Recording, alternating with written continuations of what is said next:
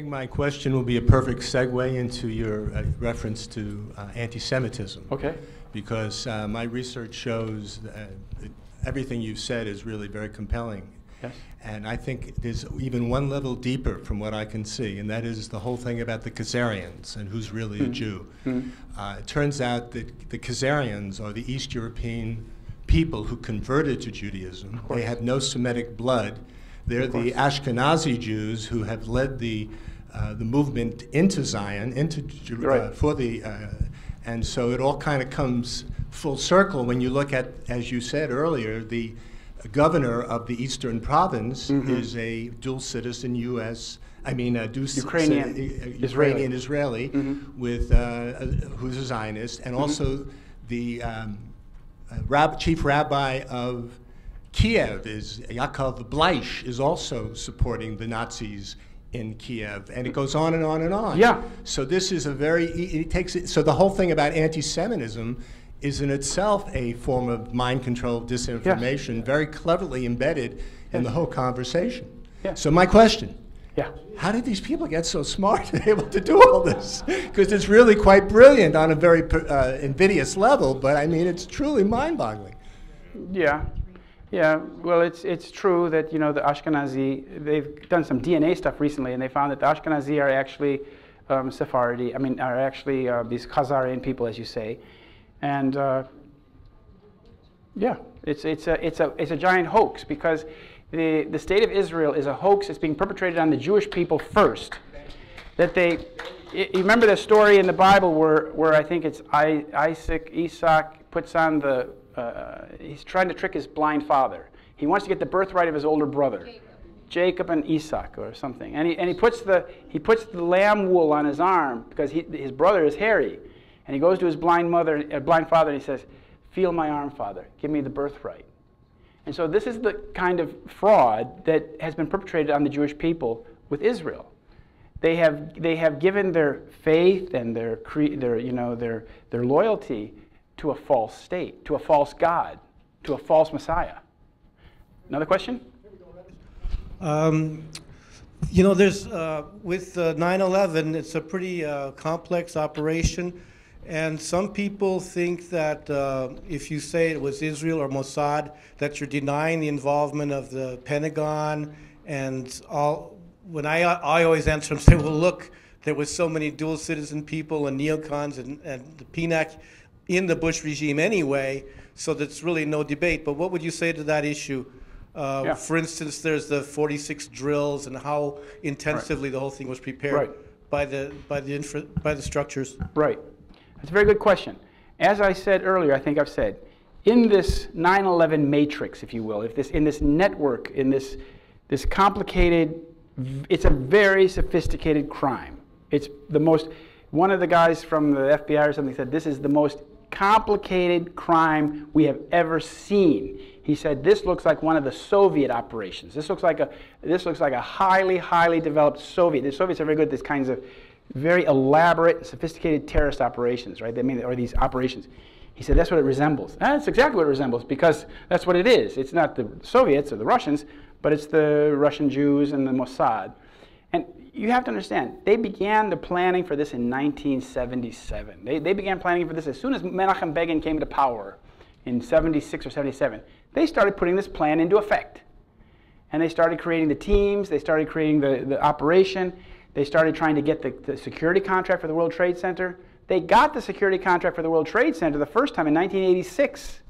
But it's only because they found out that the Shalom Ben-Dor, who they had given the contract to on behalf of Atwell Security of Tel Aviv, was a murderer. He had murdered a couple Palestinians by smashing their heads with rocks in 1984 and been found guilty of that in Israel. And so the Port Authority of New York and New Jersey tore up that contract, saying, no, we're not going to give it to Mr. Shalom Ben-Dor.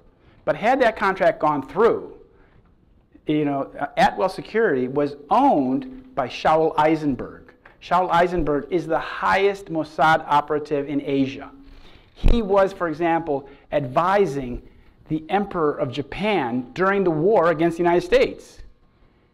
What the Japanese Imperial Army was doing was training Israeli terrorists who were young men from Russia who were members of Beitar. Beitar is like the youth group of Likud. For example, their football team is called Beitar. Interesting thing about that football team. Ehud Olmert, the Prime Minister of Israel, the former mayor of Jerusalem, was in New York City on September 10th conducting a transaction of the football club Beitar. He was selling it to a couple Israelis and a couple Americans, but he was selling the football club Beitar. And I found this in the sports page in the Jerusalem Post, that this transaction of the Beitar football club, the Likud football club in Jerusalem, had been carried out by Ehud Olmert in New York City on September 10th. So I said, that's interesting. Ehud Olmert was on September 10th in New York City. He is the mayor of Jerusalem.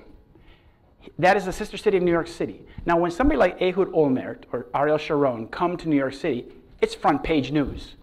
They scream it at you. It's on the front page of every newspaper. But in this case, it wasn't. That's odd. If he was only there to make this transaction and a little visit to Israel, to his sister city, New York City, why was it kept out of the papers? Because there was something else going on. He was there to supervise or to witness the event so that he would then be guilty by association. Yeah? So he was there. He had been the night before, he had been in Ontario. He had been in someplace in Ontario doing a Jewish fundraiser. Then he came to New York City on the 10th. So I suppose that he was on that El Al flight that left on September 11th in the afternoon with hundreds of Israelis from LaGuardia or Kennedy. That was the only plane that left the United States that day, or maybe those Arab guys also got out at some point. But there was an El Al flight, a 747, that left from New York City on the afternoon of September 11th. I suppose Ehud Olmert was on that plane. Then he came, but then it's interesting, he came to New York City about 12 days later, after going through probably serious psychological manipulation. And he came back, and he came back to New York, and he was sitting right next to Rudy Giuliani with his baseball cap on and said FDNY or PD, whatever it was. And he's like, I'm here as your sister city mayor to support you in your moment of grief. Well, why didn't he say, I was here on September 10th, Well, because he was there on September 11th too. You see? That's how it works. And I discovered that simply by reading the paper in Jerusalem. Well, that means that everybody in Israel who reads the Jerusalem Post, who reads the sports section, also knew that. But nobody talks about it. The American media doesn't talk about it. So it's like one of these things that's just like dropped in the memory hole. Another question? Read somewhere or heard that when the United States was invading Iraq, that these Israeli forces were right behind blowing up schools and causing all kinds of mayhem. And it seemed like a crazy thing to me at the time. And now I'm wondering what you know about that.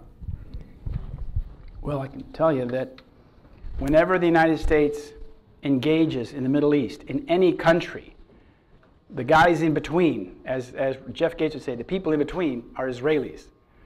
Primarily because Americans don't know those languages, cannot communicate. So, I've lived in the Middle East. I've been in the Middle East many times. It's a rough place in the best of times.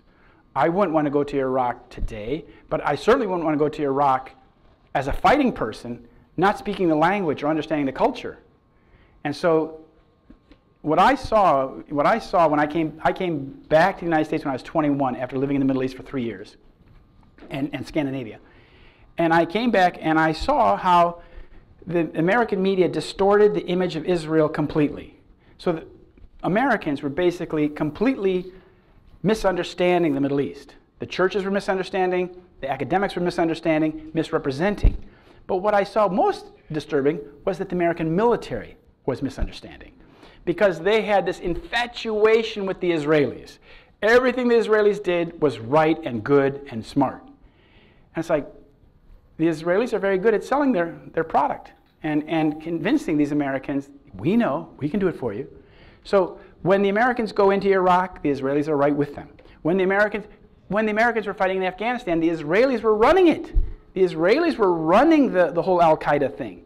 It was Israeli know-how. You see, so we're the one you see in the store window, Americans, American troops. But who's really running the operation is 9 times out of 10 Israelis. Nick here, he's just returned from Jordan just a little while ago, so he'll have a good question. Good. What is the role of the House of Saud and the Qataris on all of this? There seems to be a lot of havoc going on with the Arab Spring, and it stems back to the Saudis and the Qataris most of the time. That's one sect. On the other side, Iran and all this fear-mongering that we keep hearing in this country, that we keep getting fed. And to us, as Muslims and Arabs, our analysis is there's some kind of a game that the Iranians are in correlations with the U.S. and the Israelis that we don't know about. And is that true, in your opinion? Okay, that's a good question. Well, we know from mainstream media reports that the ISIS group, Islamic State, is supported by the Qataris, the Jordanians, the Saudis, the Americans, the Brits. Okay, they're using American material, non-lethal material, now lethal material. All that, we've talked about that. The Saudis fund them, the Qataris fund them. So they've created this Sunni army to be like a mad dog attack force to attack Hezbollah. Well, I don't think they've attacked Hezbollah yet, but to be like a militia who will counteract the presence of Hezbollah and the Shiite militias and Iran. It's like they wanted to create more strategic tension there. They wanted to put a force in there that will be an attack force for them. It's very similar to what we saw in Ukraine. I just want to say, you see, in what the U.S. military has done in Eastern Europe, they've cultivated gangs of skinheads. This whole skinhead thing is artificial, mostly. They find young men who are patriotic or nationalistic, and they create these skinhead gangs because this becomes an attack force that they can use to achieve their goals. I submit that ISIS is very much like that. And whether or not ISIS will, because what Saudi Arabia and Qatar want is that they want to push Iran back. They want to push the Shiites back. And they need to have some mad dog force that doesn't wear a uniform of Saudi Arabia or Qatar or America to do it. And so, for example, on the other hand, in Ukraine, when they needed to overthrow the elected government of Ukraine, they used Svoboda, the neo-Nazis, who we have cultivated in Ukraine. And then Svoboda, because Svoboda they had the men, but they did not have the know-how, they used Israeli soldiers to lead these men in the attack of February 21st and 22nd, which forced the elected government, Yanukovych, into exile. You see? Then Victoria Nuland, who had made that famous phone call where she said F you to the European Union, that's not the important thing in that phone call. The important thing in the phone call is where she says, well, the next government of the Ukraine will not be Klitschko, the boxer, and won't be the Svoboda guy. It'll be Yatsenyuk, the Jewish guy.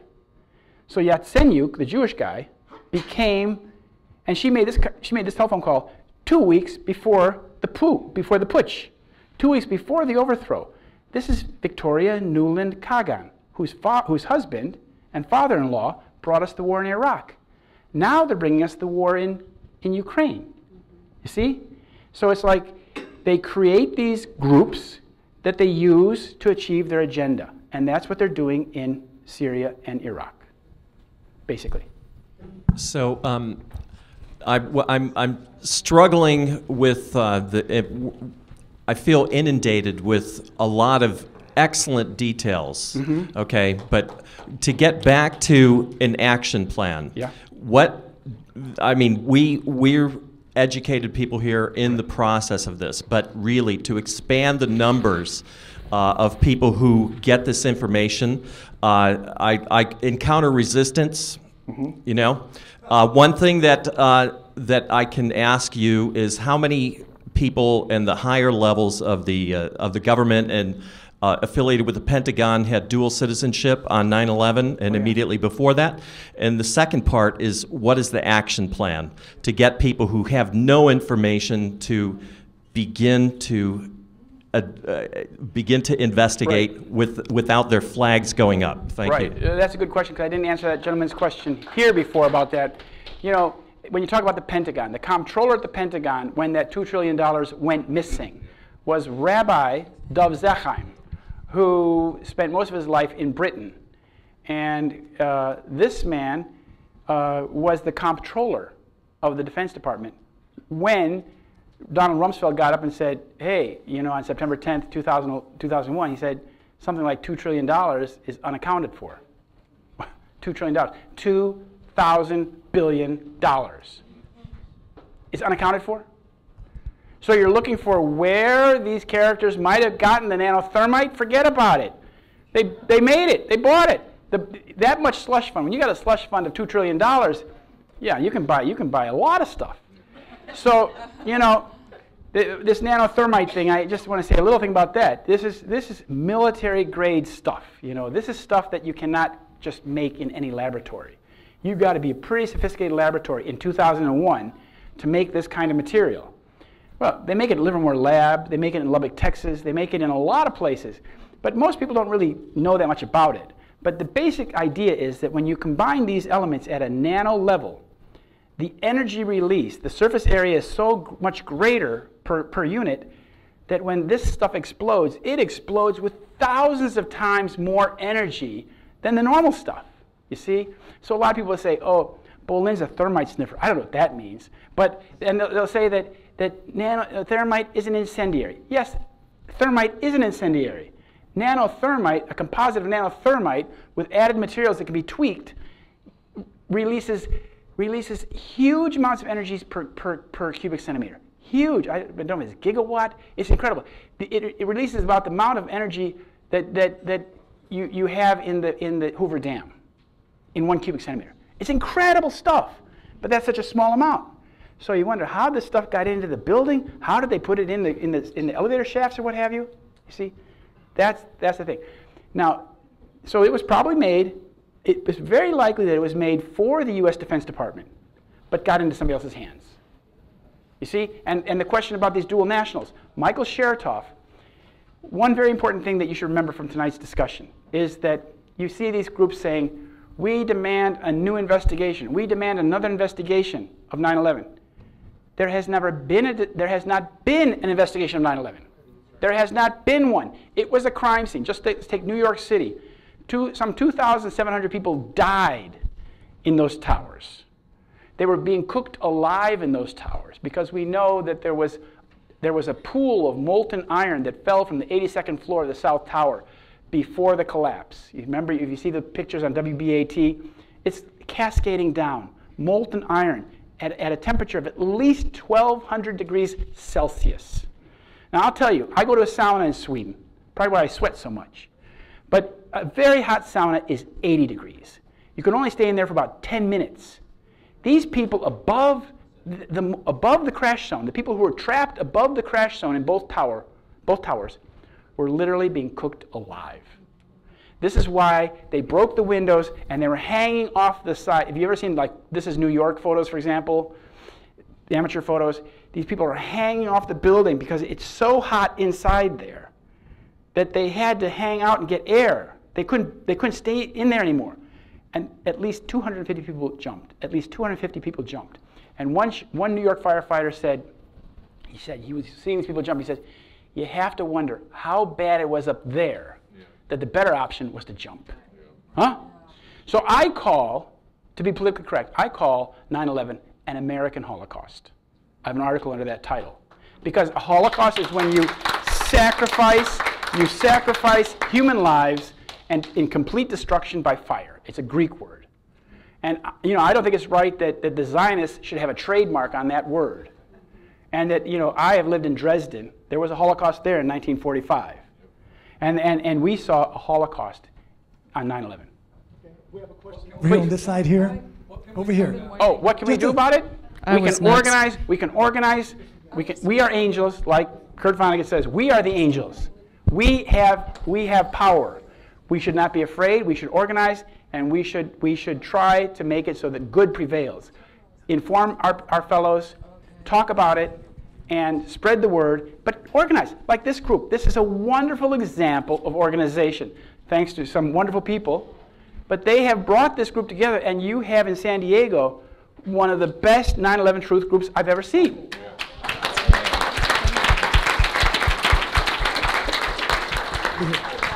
Two things real quick. One, all the experts that are paraded out on mainstream television, from popular mechanics, the debunkers, the anti-conspiracists, They're all Jewish. Cass Sunstein, Jim Meigs, Michael Shermer. I just want, if you could touch on that connection, and also since 9/11 was planned, he's not Jewish? Okay. Okay. So if you could touch on that, and also the foreshadowing of the image of the towers being attacked. Do you think that that was just coincidence, or was that, you know, the Jews owning the media putting it out there for some reason? Coincidence. Is it coincidence that Rupert Murdoch made a movie in Vancouver, Canada in 2000 in which an airplane is flown into the World Trade Center, hijacked by remote control, and at the last minute the pilot regains control thanks to the Octium chip or whatever, and then pulls back and the plane just misses it? And in the production of that movie, they actually rented helicopters and flew the path to the World Trade Center for better visual effects. Well, when Mr. Murdoch had me on Fox Radio, and they tried to portray me as an anti-Semite, which I am not, and I said, Mr. Combs, let's ask who really had prior knowledge of 9/11. Your boss, Rupert Murdoch, made a TV show in which the exact scenario of the 9/11 attacks is in the Lone Gunman pilot episode, which something like millions of people watched in March 2001. And how is it that then Condoleezza Rice can say, well, it never occurred to us that something like this could happen? What, don't you watch TV? What's the purpose of it? Why do they put it out so much? Well, the purpose of that is what I call ideation. Ideation. It's the same reason why the head of the Mossad in 1979 told Michael Evans, the Zionist preacher from Texas, that yes, the Arabs will attack your tallest building. Arab terrorists will attack your tallest building. Why did he do that? Because he's putting out the ideation. He's putting out the idea. And there are, in my writings, I can't remember right now, but there are scores of such things. Arnon Milchan, for example. Arnon Milchan is Mr. Mossad. He's the guy that Hollywood producer. Okay, his very first film, he's a Mossad operative in Hollywood. He controls people like Angelina Jolie. Rahm Emanuel's brother is the biggest agent in Hollywood. Yes, Rahm Emanuel's brother is Ari. Yes, but the thing about Arnon Milchan is a very close friend of Shimon Peres and Benjamin Netanyahu. He's a very highly connected Israeli. But what did he do? In 1986, he made his first movie, was called The Medusa Touch, in which Richard Burton plays this man who has telekinesis. And the climactic scene of the movie is where a plane like this flies into a skyscraper. Huh? So, and it just so happens that Arnon Milchan is Rupert Murdoch's business partner in New Regency Films, which made the previous film I told you about.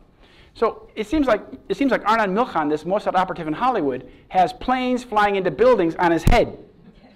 I mean, this is his big idea. And he's putting it out in 1986 in a film called The Medusa Touch. He's putting it out in the Murdoch-produced film called Lone Gunman in 2000, because they want you to think, hey, something like this is possible. And then, hey, it happens. You see? That's ideation. So you got to be aware of that. When people, Hollywood is always good at ideation because it's mostly Zionist producers, right? And I tried to find out who wrote the script for this Lone Gunman episode. You know, I know that Mr. Arnon Milchan basically owns the company, but who gave him the idea? I think Mr. Milchan did. Milchan probably told Chris Carter, hey, make a movie about the plane going into the World Trade Center. Something like that. Ideation. Okay, Cynthia? Yes, I've got three things actually. I wanted to thank you for being on my radio show, The Research Rabbit Hole. That was awesome. I hope everybody gets a chance to review that. That was really good. And then I also wanted to ask you about Ptech, which I felt like was the most important thing that we covered on the radio show interview that we did. And Ptech is the Israeli software that controls all the United States governmental computers with the Federal Reserve, IRS, military, Homeland Security. So can you explain why on earth do they have a back door, and why is that allowed, and why have we been dumb enough to allow them to have that type of operation in our country when we've created Microsoft, Apple, and all the best computer systems? Very good question. Very good question.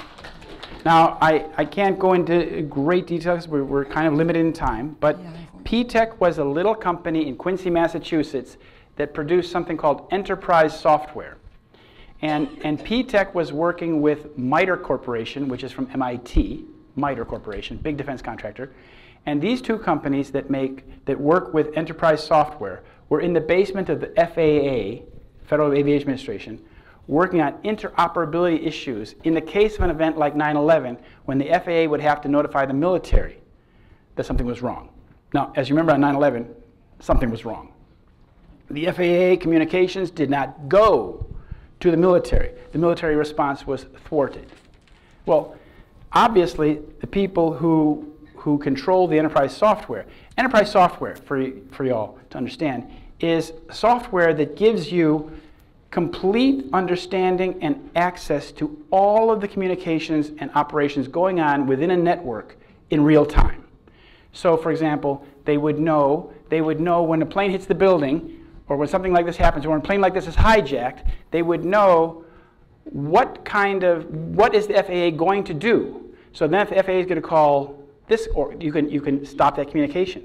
You can prevent it, you can thwart the response. So Ptech, though, was interesting because this Indira Singh, I think her name is Indira Singh, she was an expert in enterprise software, and she wrote a great deal about this. She was on Michael Rupert's Face from the Wilderness, I think it was called, where she gives some, it's in my book, it's in the book because it's very important to understand. She has a very good understanding, as does Michael Rupert. They have a very good understanding, and Jamie Hecht, like Ben Hecht, and this group from the Wilderness had a very good understanding of what Indira Singh knew about how enterprise software could be used in such a thing, or in a financial meltdown like in 2008.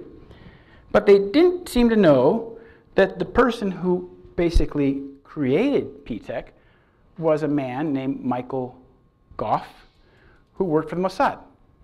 People were led to believe that Ptech was a Muslim-owned company run by a couple guys from Lebanon. I spoke to them, and financed by a Saudi terrorist.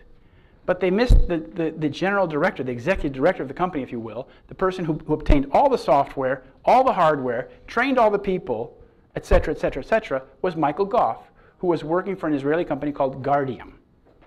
So, you see, this is how they do it. There's many cases of this. These are these companies that are shown to be Muslim companies. There's a Muslim front. They maybe have a Quran in the front desk or something like that. You say, oh, it's a Muslim company. But the guys that are running it in the back office are Mossad. So then this is the false front operation. So why was Ptech, and anyway, why would all of the American agencies in the federal government be buying software from a dodgy Muslim-owned company that's financed by a Saudi guy who has ties to terrorism? It makes no sense. It makes no sense. But it turned out that, as you say, Ptech software was running on all the federal computers on 9/11. Right. So have we changed that, or is it still? That's a good question. That's a good question. I have another article where I talk about the NSA. The NSA, at some point, said, "Oh, I saw a release that they're going to get this. I think it's RSI encryption software for the NSA." Well, RSI is an Israeli company, and they provide the encryption software for the NSA. This is about 5 years ago. So I called the NSA and I said, you know, can you tell me why you are using Israeli encryption software? Why you can't get it from America? When you're talking about encryption software for the NSA, you're talking about pretty serious stuff. Yeah. But RSI, I think it's Shapiro, it's the first initials of the three Israeli guys. It's software that was created in Israel. So you see, but when the NSA encryption software is Israeli, that means the Israelis have the keys. The Israelis have the keys to the NSA. And as we found out in the whole NSA scandal when it came up about a year ago, the agents, the in-between software by which this information was being taken into other directions was Israeli. The company in San Francisco and Prism are both Israeli operations. So it's like so you wonder how Mr. Petraeus, for example, you wonder how Mr. Petraeus' little sexual affair with that biographer was known. Well, the Israelis get it all. Then they just take the dossier, they get the little dossier, put it together, and they put it in the congressman's office. You go talk, you take this, you take this, you take this. Then they get people like Lindsey Graham or John McCain or one of their assets in Congress to then lean on Petraeus, and Petraeus is gone because Petraeus obviously wasn't serving the job, wasn't doing their job. That's it. So all of that NSA spying you're hearing about, it's not that the guys in Maryland want your information. It's the Israelis want it. You see? But don't be afraid about the NSA might read your email. They don't care. Just don't put anything out there that you don't want out there. But don't be afraid. Don't give in to fear. Don't think that, oh, they're watching me. NSA is watching me. You know, ADL is outside the door. You're outside the door, we'll deal with it. Okay? The other question that I have, I've spent 8 months on what I thought was an absolute joke, which was the no plane theory, that a friend of mine said, hey, you're covering the research rabbit hole, you're covering all these things, but you have not touched the no plane theory. Why not? And I said, because of course we saw planes. I mean, we saw them on TV. So what is your take on that? Have you seen these videos and the planes melting into the building rather than crashing? Okay, I can deal with that. Okay. I think that the Pentagon, no plane hit the building. I agree with you. I think in Shanksville, Pennsylvania, at the mine, the reclaimed mine, no plane went in that hole in the ground. In Shanksville, Pennsylvania, I know the area, I've met the coroner, I've been there several times. The plane that went down in Shanksville, Pennsylvania, went in about a half a mile in the woods. There was a tremendous explosion, and the debris was all around this large area, wooded area. The FBI was doing all its recovery work in the forest. There was nothing in that little hole in the ground. So there was no plane in the hole in the ground. But there was a lot of plane in the woods by Mr. Hoover's cabins, Barry Hoover and his son. And I called Mr. Hoover, and I asked him, Mr. Hoover, you know that the FBI is picking up the pieces and body parts in the woods around your house. He wasn't allowed to go there anymore. But that's who's. I said, why didn't you come forward and tell the American people that the plane didn't go in the hole in the ground? The plane went down. The plane went down around my house in the woods, my cabin. And he said, well, we were trying to cooperate. So he was told by the FBI to cooperate with the cover-up, and he did so. He's a Lutheran minister. So now we talk about the World Trade Center, towers 1 and 2, and building 7. No plane went into building 7. I didn't see one. I don't think anybody else saw one. So no plane there. But the building fell down at 5:20. Buildings 1 and 2, if you look at the videos of what hit the South Tower, it's a very important video to watch. The plane strikes the South Tower, and it hits here, and you have a big explosion coming out here, big explosion coming out, a lot of white smoke. But out this side, the east corner, this is South Tower, you see 2 flying objects come out with great speed. One is burning white hot, one is burning differently. One is leaving a black trail, one is leaving a gray trail. The one that's burning white hot, I submit, is a warhead from a depleted uranium missile. And I believe that the planes that struck the World Trade Center were not the planes we were told they were. They weren't Flight 175, they weren't 11. It was a deception. Those planes were diverted someplace else. Those planes, as you saw in plain sight, I believe, were carrying missiles underneath them because in order to facilitate the entry into the building, those buildings were very strong, but you might remember the front of the building was 66% glass, 33% columns spaced every 2 feet apart, 3 feet apart. The fact that when the plane come in, when it was coming into the tower, just before it came in, you see this white streaking object hit the building, and then you see a white glow. That's the depleted uranium warhead that's been fired from a missile pod underneath. It opens up a hole, and it creates inside the building a superheated space, which is what depleted uranium does. It's pyrophoric. It burns white hot in the air. So that when the plane entered with all its fuel, it's immediately exploded by the superheated space that the missile has opened. You see, that's what facilitated the entry of the fuselage into the building. Was that the nose out thing? No, that's not it. That's as I said. That's the white piece that you see flying out the building with great velocity, burning white hot, leaving behind a trail of black oxides. Now, and so I think that planes did hit the buildings. Now, what I just mentioned to you, why it's important, is because what could have thrown those objects out had not a plane hit the building? No, I mean, what could have projected that with great? So it was, and I think that the no planes theory is a red herring. It's a red herring, I think. There seems to be a lot of red herrings about how it happened. And I was excited when your very first statement you made was you wanted to know who did it. Right. Because what we do know is that however it happened, it wasn't done by Arab in caves from Afghanistan. It was an inside job. And so now we have 100 theories on how it might have happened. That's called disinformation. Right. What we do know is that the government story is a lie. So when you got to who did it, you mentioned the House of Rothschild, that worth $500 trillion according to the internet. Even if it's a tenth of that, it's obscene. Right. And they're said to have half the currency in the world and half the world's gold deposits in their basement. So we know exactly who's behind all this. It goes back to we can go back just to the Illuminati and Adam Weishaupt, which Rothschild funded, the 33-degree Masons, which infiltrated all of the European capitals with their secret society. Right. Illuminati means Lucifer, light of Lucifer. They're satanic. Right. Judaism itself, these Ashkenazi Jews who aren't even Semitic Jews, therefore have no right to return to a homeland that they never came from, are using Judaism as a front because they're Satanists, they're Luciferians. Well, that's the allegation. Yeah. Okay.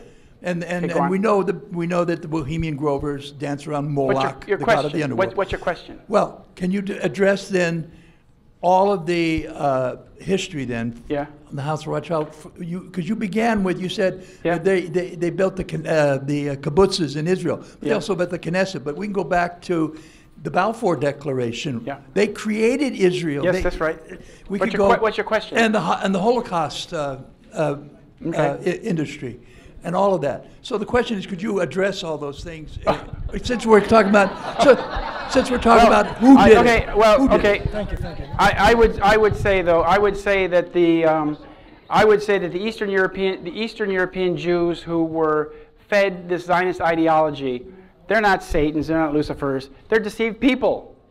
They're just deceived people. I know a lot of them, and you know they see Zionism as a savior or something that is, a savior for the Jewish people, and they believe it. And they're deceived. They're deceived because it's not good for the Jewish people. The state of Israel is not good for the Jewish people.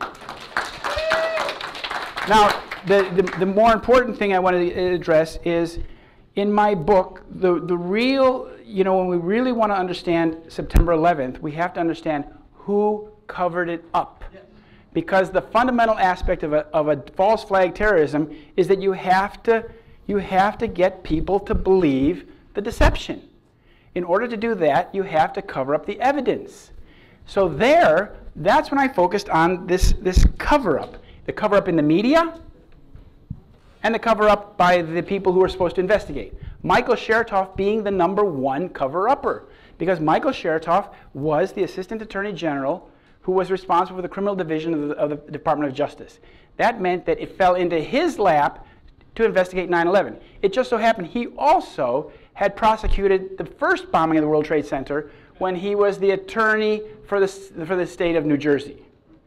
He was the district attorney, or he was the prosecuting attorney for New Jersey in the 1993 bombing of the World Trade Center.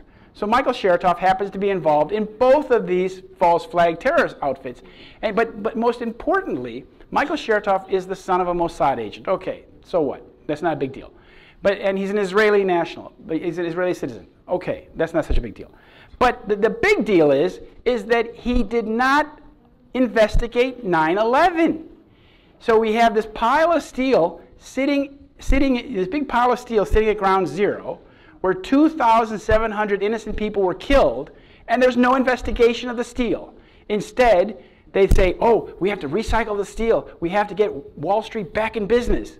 You see? Money, money, money. Wait a minute. A crime of mass murder has been committed. The greatest crime of mass murder has just been committed, and you're not going to investigate this pile in which the remains of 2,700 people are, where 2,700 people lost their lives? Instead, they took that steel, if you remember, and put it on trucks that had, could be followed by satellite. They went to the water, loaded the barges. It went across the water to Liberty City, or no, it's not Elizabeth. No, not fresh kills. It went to New Jersey to this town right across the water there. I forgot the name. Jersey City. Thank you very much. It went to Jersey City. 2 junkyards, both Zionist controlled. One had been an Italian-controlled family operation. The Israelis took it over just shortly before 9/11. And it's interesting that this steel, these big steel beams, was being cut into small pieces 24/7. They had crews working round the clock, 12-hour shifts, cutting the steel into pieces 5 feet and shorter, and smaller, mixing it with other scrap, putting it on ships, and sending it to China to be melted down. Now, wait a minute. In my book, I deal with all these facts in much greater detail. This steel was being sent to China at a time when scrap steel was at its lowest price value in 50 years. The cost of shipping it to China was $25 a ton. These guys weren't making any margin at all on this, but they were dedicated to shipping it to China. So the whole thing is this: that George Soros, not George Soros is involved, Mark Rich is involved in all this. He had a couple of Mark Rich's agents came over, and they were the ones who arranged this transaction of the steel. Mark Rich, for your information, is a Mossad operative in Switzerland, the same guy who profited from the Iran-Contra thing by selling, while we were boycotting Iran and while we were embargoing Iran, he was selling Iranian oil. Wasn't he the guy that was pardoned by Clinton? Mark Rich, thank you. Thank you. Mark Rich, right. And so a couple of Mark Rich's lieutenants, Jewish guys from Belgium, came over to the United States and created this international marketing aspect of this little company in New Jersey, who would have otherwise most likely have sold the steel to Pennsylvania, to Indiana, to smelters closer by. Why send it halfway around the world when you can sell it in Pennsylvania? And especially when the price is so depressed. You see? So this is an essential part of the cover-up. And so you look at why did Michael Chertoff allow the destruction of the steel? Why did the New York media feign ignorance about who's doing this? It's very easy, people. Michael Chertoff is supposed to prosecute the crime. The FBI is a sub-agency of the Department of Justice. It's supposed to investigate the crime, provide that information to Mr. Chertoff, and he's supposed to prosecute the crimes. There were no prosecutions. There were no 9/11 trials. As Mr. Lichty shows you, all of the relatives who lost somebody, they never got a day in court.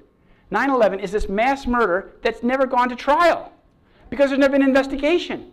This is what I told CNN when they came. I said, 9/11 is an unsolved crime. There has never been an investigation, which is why I call my book Solving 9/11, because it is my effort as a citizen for my country, for my people, for posterity, that people understand what happened on 9/11.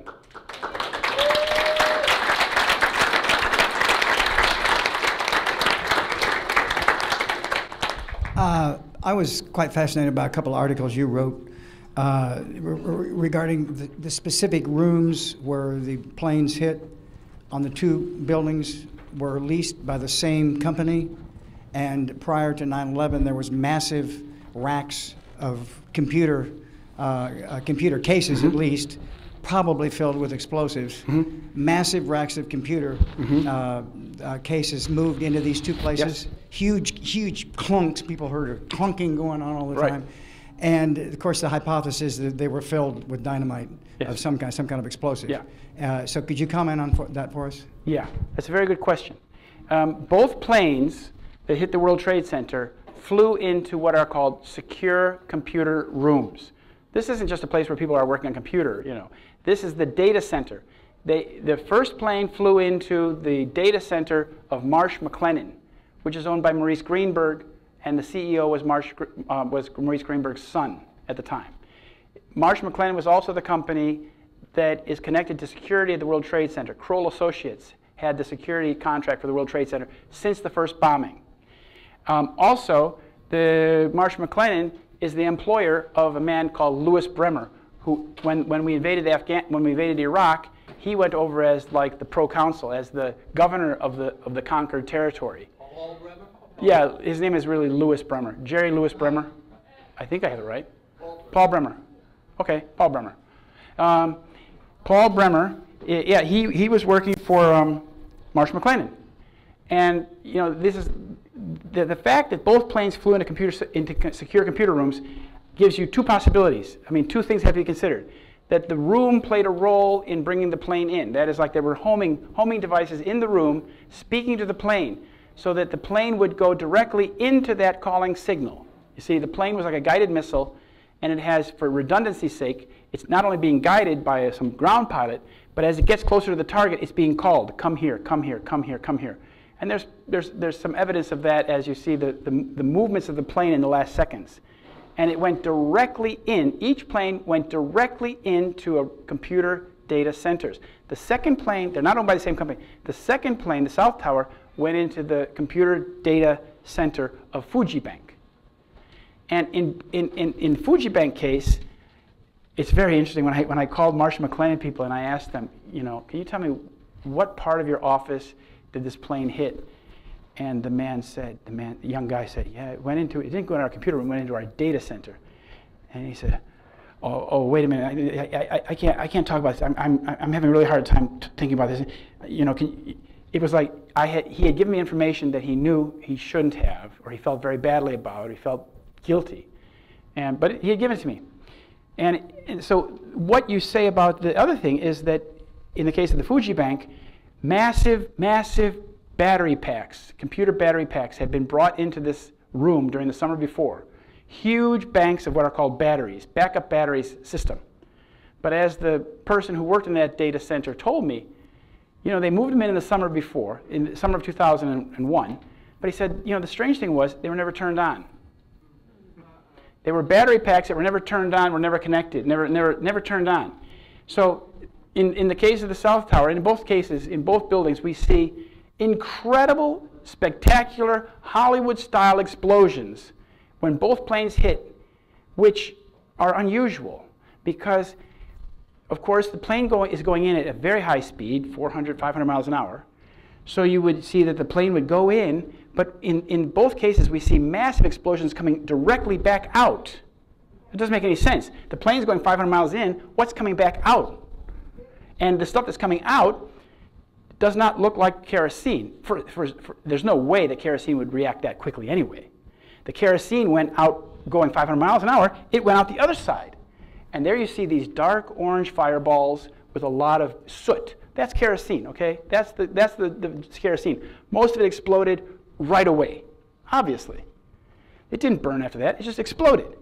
But what's coming out the side and the back is very light, very, very light orange color, flame, with white smoke all around it. That's thermate. Thermate is thermite with barium added for the orange effect. It's used in Hollywood. When they want to have these spectacular explosions things, they use thermate. But what thermate does, it creates, of course, extreme heat and lots of molten iron. And that's what poured off the South Tower at the crash site because the floor broke.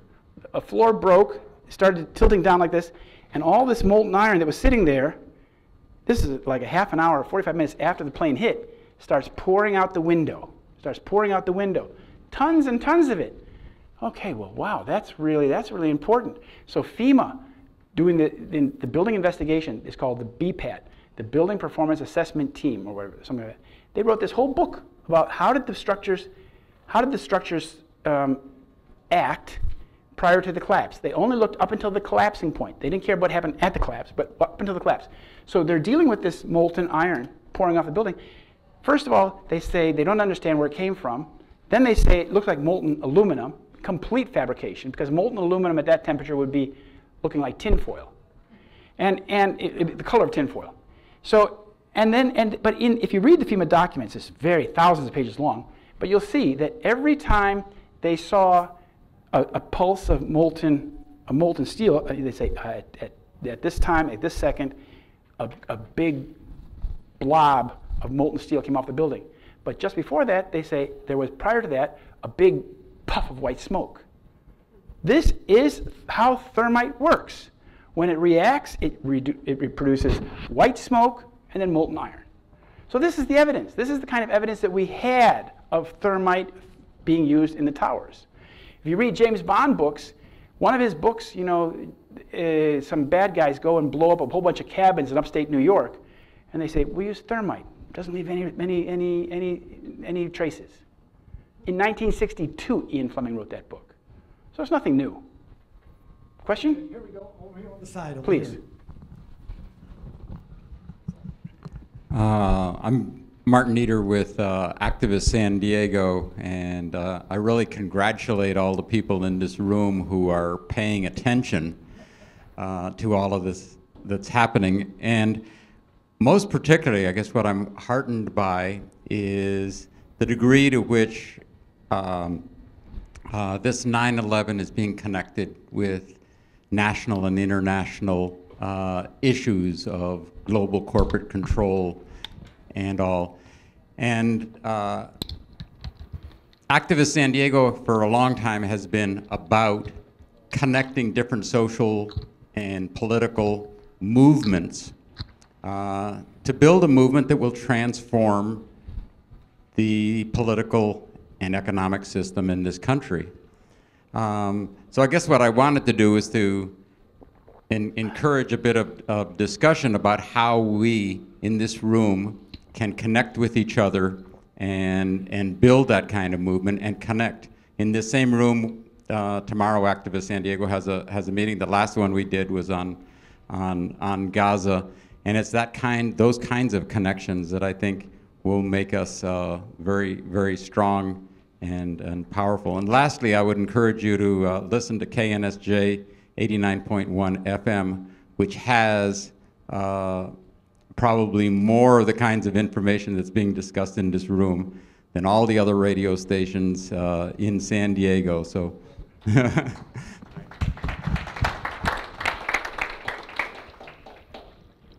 Your personal opinion as to which of the following do you think had advanced knowledge of 9/11, including Netanyahu, Bush, Cheney, Rumsfeld, and Rudy Giuliani?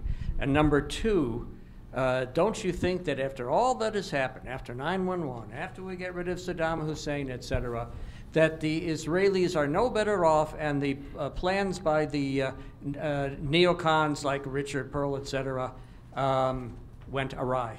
They backfired. That's a good question. A good question. No, I think that the massive destruction we've seen in the Middle East has set the region back decades.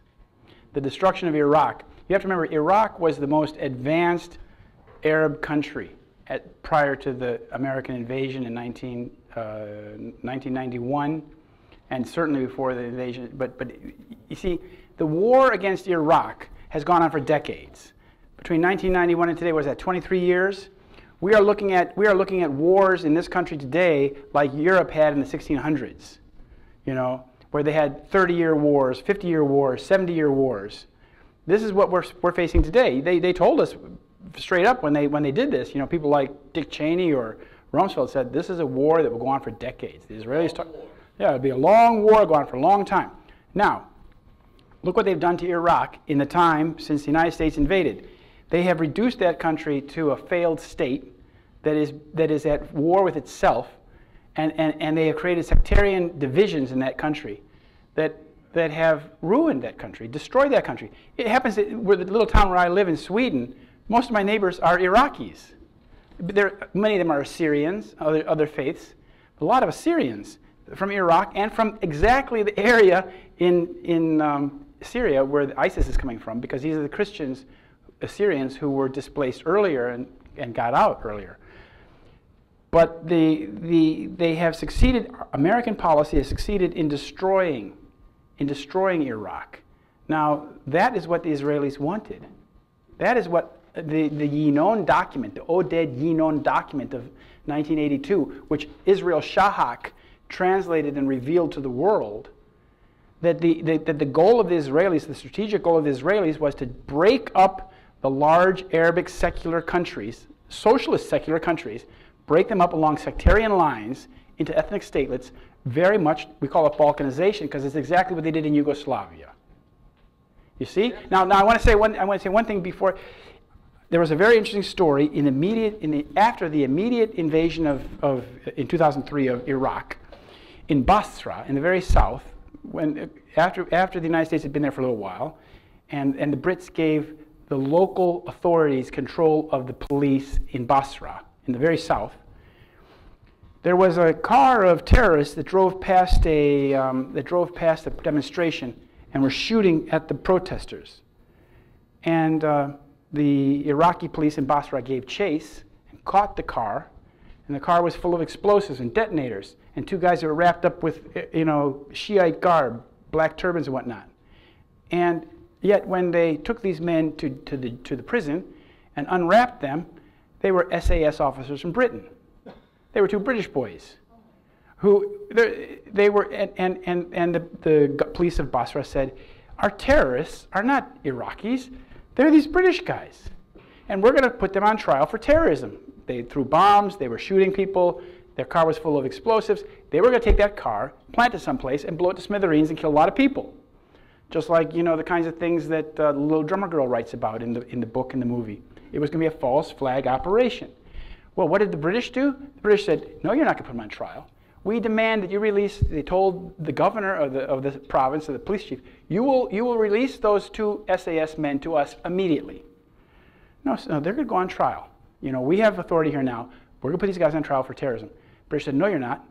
What did they do? They took a bulldozer. The British took a bulldozer and bulldozed down the police station and got their 2 guys at gunpoint. Say, now you give them to us. And they were taken back to Britain. But what I'm sharing this little story with you is to show you that the sectarian bombs that went off in, all those sectarian bombs, remember, they go off every day in Iraq. There's a marketplace gets blown up, or a funeral gets blown up. This is false flag terrorism. This is meant to divide the country, to force the people to be. Well, it's not just Gladio, but it's like Israelis too. They're and British intelligence. They're putting bombs off to create sectarian division to divide the country. I understand what you're saying. So who does that benefit?